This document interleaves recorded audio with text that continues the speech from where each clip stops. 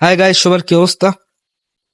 আসলে বলার তেমন কিছুই নেই, আবার না বললেও নয়, আবার চুপ করে থাকার কোনো অপশনও নেই। বর্তমানে টিকটকে একটা ট্রেন্ড দেখতেছি কি, একটা পুরুষ তিমি নাকি তিনটে কি খাল না নদী কি ওটা যাই হোক তিনটে মহাসাগর নাকি পাড়ি দিয়ে আসছে তা নারী তিমির খোঁজে, মানে প্রেমিকার খোঁজে। 13,000 কত কিলোমিটার জানি, ও বাড়া যাওয়া যাবে না, সমাজকর্ম। এখন আমার কথা হচ্ছে কি বাড়া, যে আচ্ছা ওই তিমিটা যে এত দূর আসছে তিনটে মহাসাগর পাড়ি দিয়ে, হুম, ভালো কথা। আচ্ছা এই যে কইলো কারে, কার কানে কানে যে গোষ্ঠীর গাড়িটা মারিয়ে আইলো, যে না, আমি আমার প্রেমিকার খোঁজে তিনটে মহাসাগর পাড়ি দিয়ে আইছি। আমাকে তিমি তো কথা কইতে পারে না, কথা বলতে পারে পারে না। তাহলে এই কথাটা কারে কলো, কিডা জানলো?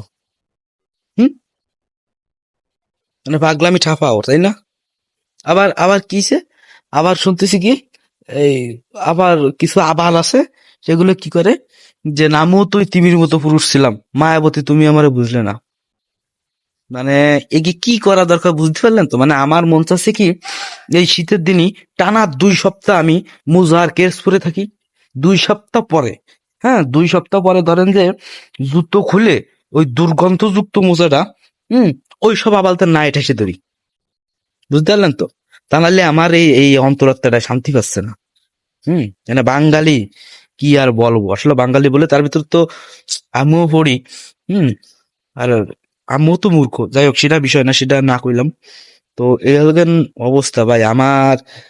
হুম, না, আমার মাথায় কিছু খেলে না, আপনারাই বুঝে বেড়ান।